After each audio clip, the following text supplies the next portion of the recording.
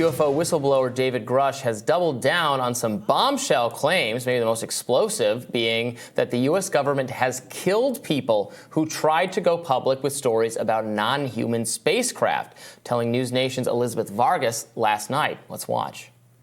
You recently did an interview with Joe Rogan on his podcast, and you said something that really took me aback. You said that you believed that the United States government has killed people for trying to go public with a story.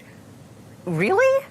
Those are concerns that certain scientists on the program that are known to me, presented that to myself, but I did direct them to the appropriate authorities on that. That's something that I don't know firsthand. That's something they espouse, but because of the serious nature of that, I directed them to the appropriate authorities, such as the Inspector General staff and law enforcement. So I can't speak to that because that's something that they espoused, and I directed them to the right authorities. Other people were worried about that, not you.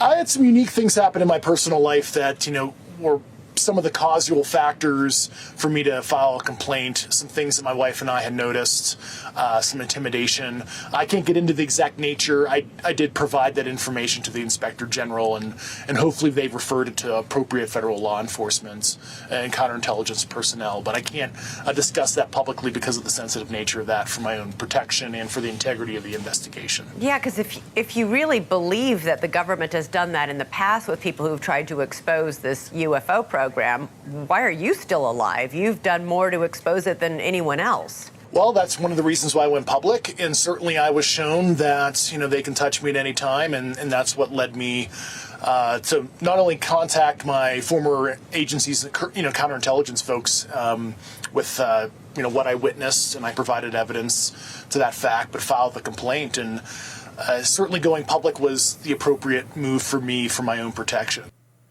Tucker Carlson recently spoke with Redacted co-host Clayton Morris, saying he hasn't even told his wife that what he's learned on this elusive subject. Let's watch. The second thing that bothers me is the UFO story.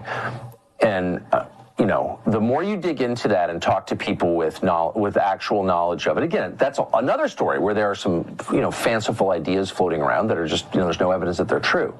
But if you talk to people who, have actual knowledge of it that they gathered themselves, there are parts of that story that I do not understand at all that are really, really, really dark. It's so dark that I, haven't told my wife about it. I mean, I haven't verified any of this, but this is not just stuff that I read on the internet. I know you all are very, very grounded in that story, so I think I know what I'm talking about. Yeah. But there's some stuff there that's just like, man, I'm not even sure what that means.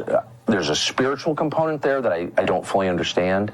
So yes, that story bothers me. And I think, last thing I'll say, that one of the reasons that we've had all these disclosures and all these, 10 whistleblowers at this point, and it hasn't really become front page news. Part of it's suppression.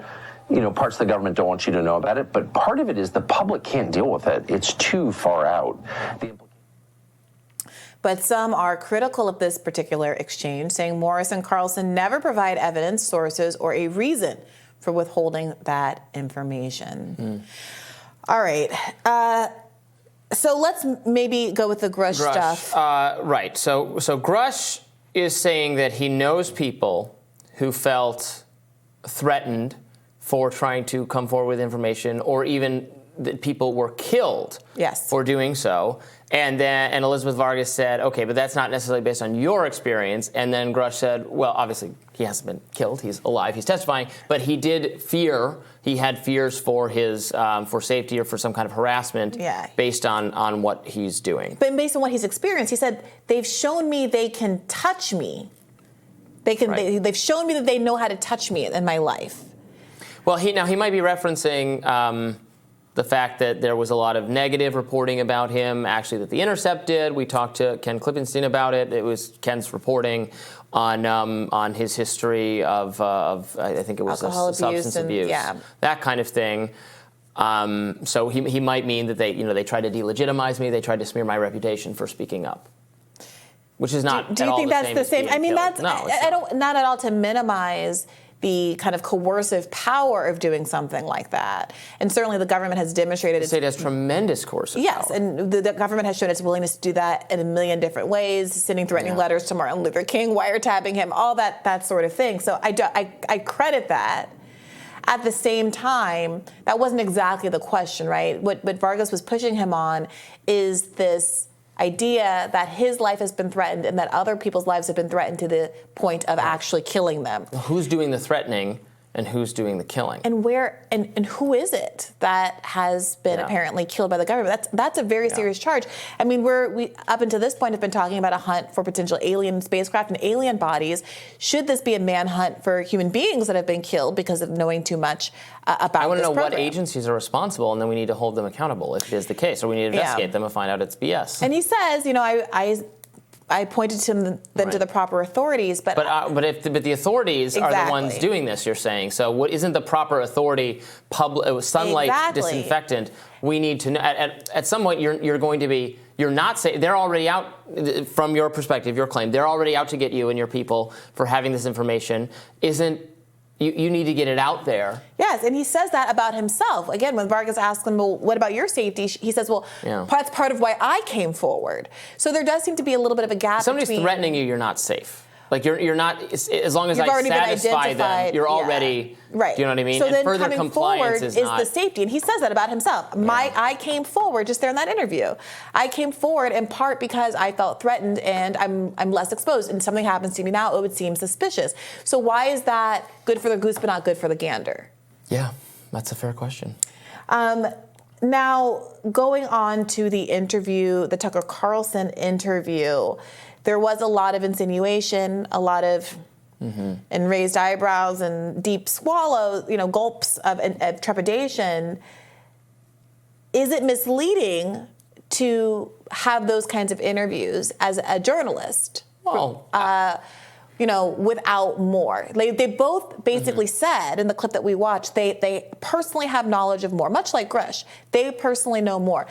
Is it that Tucker Carlson feels threatened? He says he said he characterized it as too out there to talk about. He didn't want to talk about it to his wife because it was too out there. What does that mean?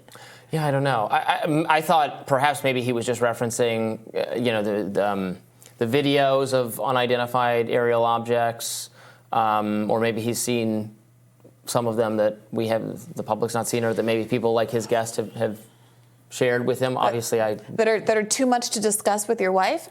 I don't know. Like he said, there's a spiritual.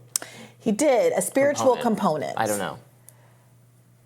I mean, maybe he's seen something. Maybe he's seen something. There are people who think that there's a conflict between the idea that there is a God in any kind of traditional sense and aliens. What does that do to theological practice if we are not God's only people? Do aliens have a different God? Is our God local? Is he really omniscient? These are the kinds of, I think, theological questions that aliens raise. And I don't know if that's what he's alluding to. Well, that depends on what your religion is, maybe. I don't know that it's a conflict with... I don't think aliens necessarily conflict with the Catholic perspective, which was the religion in which I was raised. I don't think so, because they could just be other sentient life, could have been created by God as well, or something like it. The Bible's just, for Catholics, the Bible is not the divine word of God. It's kind of like it's inspirational stories for lessons. It's not the Pope is the center of is the authority on religious truth. And the debates around things like evolution and dinosaur bones, those aren't implicated in Catholicism the way they are in some other religions. No. Interesting. All right. Well, let us know what you think about this one. How are you reading that Tucker Carlson interview and some of the insinuations? And what do you think is really holding Grusch back? We want to know. And do you support my plan to just figure out where the facility is, where I'm going to do a January 6th on that facility that's hiding the alien crafts. We're gonna march. We're gonna take back our country with strength. Okay, Rafi. Tomorrow on Rising, we'll have all the hottest takes on the most important news stories of the day. Be sure to like, share, and subscribe so you never miss any content. And for those of you who like to listen while you're on the go, we are now available anywhere you listen to podcasts. See you later. Bye-bye.